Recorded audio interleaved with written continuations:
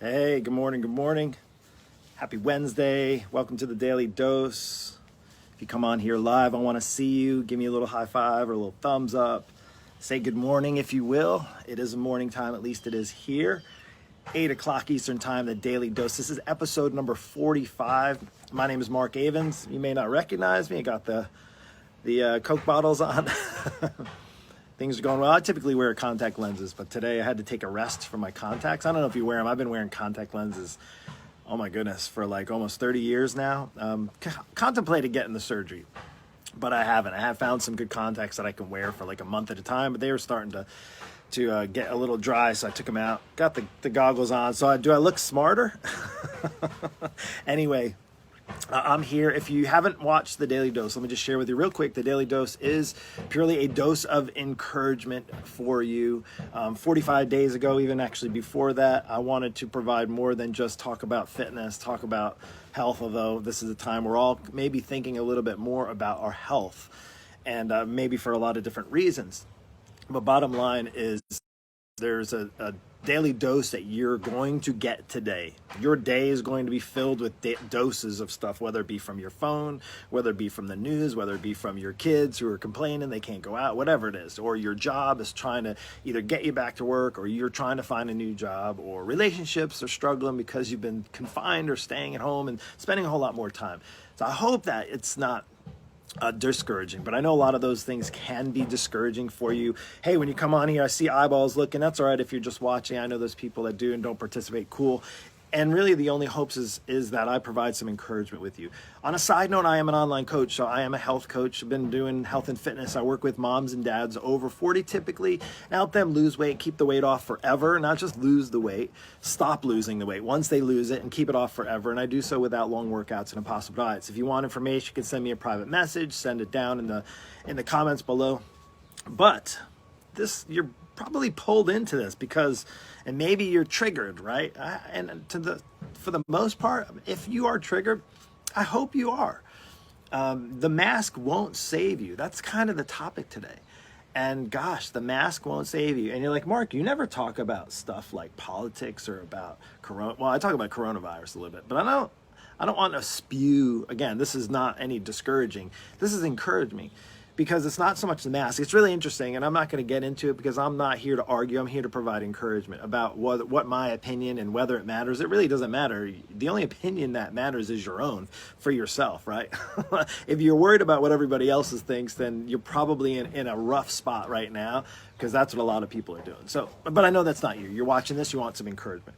But it is interesting, right? Some say wear the mask, some say don't wear the mask, don't wear the mask. And that made me think of when I was in high school. Got to share with you a story, because you want to be enlightened a little bit, right? I want to encourage you to watch this, because I have a great story, two short ones. The first one is when I was in high school. I'll never forget the first time I put on a mask. And it was in high school, really like the times that I recall. And I was wearing it in 7th grade, I went out for the football team. We didn't have football in Catholic school, but when I moved over to public school, we had football. And I tried out and got on the football team, 7th grade, right? And I had to put a helmet on and the pads, and I was like, I already felt uncomfortable. Now, don't get me wrong, as a kid, I wanted to tackle people, but I did not want to wear the helmet. I didn't like it, and kind of covered up, tackled, that sort of stuff. I wasn't tactile defensive. But then when I put a helmet on, I felt so confined, closed off, and it was a bit... I felt like I was, but I remember I didn't like it. And I played football anyway, but I hated it. I only played one season, went to soccer, track, didn't have to wear a helmet or a mask, any of that kind of stuff. And I know there's a point to that, to protect you, just as maybe some will wear a mask now to think that it'll protect them regardless. But that was it. And I was definitely not one to wear a mask. And then let me just fast forward to my next story, because I think this is really important. I want to share with you the point to this, why your mask won't save you. And it's a little bit different than what you might think. Again, here I'm not to argue coronavirus or whether you wear a mask or not. I want to share with you what I want to relate it to in just life in general.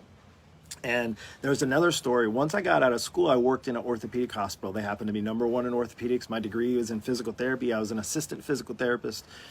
my first job was an orthopedic hospital. And when I got into the hospital setting, which was about 2 years in, where I was working in orthopedics, one of the things I will never forget, now we had to wear like tie and jacket and stuff. And when we were working with, knee replacements and open wounds and things like that, where we saw, you had to wear gloves because we didn't have to wear masks for the most part. But there was a situation, and if you're familiar in your healthcare field, you'll familiar with this name, MRSA or MRSA precautions. You had somebody had an infection, regardless of what that looked like. And I'll never forget one of my first MRSA patients that I had. And when you have MRSA precautions and you go in, not only do you have to wear a glove, you have to wear like a special gown, you have to wear a mask over your face, and it's to prevent the infection. And MRSA means just methicillin. I had to write it down. Methicillin resistant Staphylococcus aureus. I don't know if I pronounced it right, but again, that's the MRSA, the infection.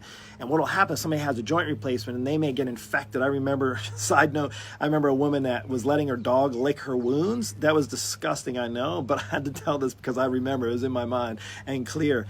And they got sick, and they were just, it was like all the infection just came and it got, anyway, I don't know if that was part of it, but I remember her telling the story. It was disgusting. So, but I had this one patient, and this patient was big. It was a big dude. He was sort of young, had to have been 400 plus pounds, maybe 350 to 400 pounds, big guy. Not just heavy big, but like big. And I remember how much extra staff it took, the size that we had to order different beds, we had to order different walkers. There was like special assistants, like plus size in the medical field, super expensive, very expensive. But then he got infected. I remember treating him, then he got infected and he came back in. And what they had to do, I think it was a knee replacement, and they had to take out the knee replacement, put in a spacer, and then have them go on IV antibiotics. So again, pay attention to the story because it's really important. But I'll never forget, I had a shirt and tie on. We had to wear shirt and tie, lab coat. Over that, we had to coat, gloves, mask going into and out of the room. Everybody that had to go in every time. Even if you came out, you had to take it, change it, put it on, put a new one in. I freaking hated it. It really sucked. But here's the thing that I want to share with you, and this is the truly the point to this of encouragement, is that I know, regardless of whether you wear a mask or not, out in public or in your home or in your car or at the grocery store or what have you, is here's the thing that I don't want to happen is, and why I say that and title it, Your Mask Won't Save You. Because here's what the mask didn't do for that guy. And I know I worked with him. I had a relationship with him. He was in the hospital for about a month. It took 3 to 4 therapists every single time to get him up just so he could keep moving. I had nursing staff. I mean, it was literally 4 to 5 times the amount of staffing that needed to help him. Felt bad for the guy, but you know what? He was a big dude. He didn't take care of himself. He was overweight, unhealthy. His heart was in bad shape. He was pre-diabetic. Lots of, like when you go in to check the chart, we had paper charts back then. I don't even know what they do now because I haven't worked in physical therapy in a long time. We had paper charts, and most time they're like little charts, a little bit. This dude's chart was so big. He had so many issues and problem stuff because he took poor care of his health. Listen up. This is very important, and this is more of an encouragement to you to understand why your mask won't save you and what it won't save you from. Here's the thing, that mask that I wore when I went in there, now it prevented me from carrying that out and getting somebody else. He already had it. He was already MRSA. He already had the infection. They were going through. It required all these people to help him get through that. Take note of that. What the mask didn't do, and I wrote this down, it didn't make it easier for him to walk. He was 400 pounds, and when he had a knee replacement, it was really hard. It required 3 or 4 people, and I don't even know if he ever got back to it after he got out of the hospital. But I can tell you that mask did not help him or me. He had to wear one too. Didn't help him. Didn't make it easier for him to walk. The mask didn't miraculously help the patient lose 100 pounds and make it easier for him to get back to a healthier lifestyle, be able to walk again and do well and allow his knee to heal properly. The mask didn't make the patient stop feeling depressed. The guy was on, I told you the list of stuff, or a lot of it was the medications and thing that he was on, the antidepressants, and he was on blood pressure medicine and cholesterol medicine, and he had pre-diet. So, and this was not an old guy, it was a young guy. It didn't make the patient's immune system any stronger. That mask did not help his immune system at all. It didn't stop the patient from having other health issues to address. Like I had mentioned, he had heart issues, he had cholesterol problems, he had high blood pressure. He was a complete disaster. And not to mention that as I do the signature push-up of the eyeglasses here, is that he was a hot mess. On top of that, he had MRSA, and we had to wear masks. But the point is, the mask, while it may help you in some things, if you believe it does or doesn't, regardless, doesn't matter. Here's the thing I want to get across to you right now in the time, is that where I see many people is, this is what's going to be the case. People are going to think, oh, okay, if I have the mask, I'm not going to get sick. If I have the mask, I'm not going to. It doesn't mean it's going to save you from all of those other things that we were just talking about down here. Does that make sense? So here's my point to you. Whereas it'd be easy to just focus on a mask. Who's wearing it? What wearing? I'm going to wear it, this and that. It's going to protect me, that. You know what's going to protect you more? Not being depressed, not being anxious, not being overweight, not being unhealthy, not being tied to things that may cause you to go towards filling the void, to numb the pain, whether you lost a job or whether you're out of shape. It can be numbed with food. It can be numbed with drugs and alcohol, all those things. Again, it's not me to judge all those things. It's just going to show you that the mask is not going to save you from those things, right? And I'm not here to argue whether you should or shouldn't wear a mask. I want to encourage you that at this time, whether you're staying home or you're out or you're an essential or your business is starting back up or you're trying to figure out this new normal, is to realize those are still things that you're going to need to address. And here's the thing, and I hope you're listening to this. Hey, listen, by the way, I'm going to say hello. Hey, Katie, what's going on? Michael, appreciate you for being on here. And Cynthia, appreciate you. Thank you for showing up on here. Thank you so much. Listen, stay listening, because I got some more stuff for you. Listen up here. Listen. So I heard a couple of weeks ago, really, really great sermon, and I'm not going to go into all the details, but one of the cool things is, and it made me think of, for instance, why the mask won't save you. Not that. The encouragement is, you need to focus on more than a mask, right? You need to focus on more than the mask. One of the things you can control is what you focus on. That's what I heard in this message, what you can control, or I say the thing that you can control is what you focus on, right? Does that make sense? So look, if you focus on fear, if you focus on anxiety, if you focus on anger, that will grow. Whatever you focus on will grow. If you focus on food and snacks and maybe, extra alcohol and maybe some addictions. Let's go back to the food and snacks. If you focus on the food and snacks, what's going to grow? Your waistline's going to grow, right? Have you noticed that already? The COVID-19, have you put the 19 pounds on? Trust me, I deal with people with weight loss all the time. This does not make it any easier, even when you have a coach in your corner. If you focus on what everybody else is doing, check this one out. So again, what you focus on grows. If you focus on what everyone else is doing and saying, oh, I can't believe they're doing that, can't believe you're doing that, guess what? That's going to grow. You're going to be more worried about what everybody else is doing, and that's going to grow in your life. That is not healthy. That's not going to save you. Trust me, it's not going to save you. But check this out. This is the encouragement part. Listen, this is the part. I'm going to take it home here. But if you focus on being courageous and strong, even if you have just a little bit, then that will grow. If you focus on your courage and your strength to get through this, that's going to grow. If you focus on love for yourself and love for others, and I'm not saying in a conceited way, just love for others, loving on others, caring for them, and that will grow. Patience, being patient. I struggle with that. Trust me, I struggle with patience with my kids and my family and people in general. I would say for some people, the quarantine has been the best thing ever. It keeps you away from being angry at people, but then you go look online and then it gets you angry again. If you focus on your health, guess what's going to grow? That's going to grow. If you focus on, this is the take home right here. If you focus on your faith in God and trust Him that He's going to see you through this, if you focus on it, guess what? That's going to grow as well. Does that make sense? I hope that makes sense to you. So listen, and here's the thing. I don't honestly, I'm stealing this from Pastor too. And he shared when sometimes, because you hear a message and sometimes it like works you up. And my goal is not to work you up. You're like, oh, he's being very judgmental. Here's the bottom line. I don't really care if you like my message or not. Truly, I don't. What I care about if it bears fruit in your life. Does that make sense?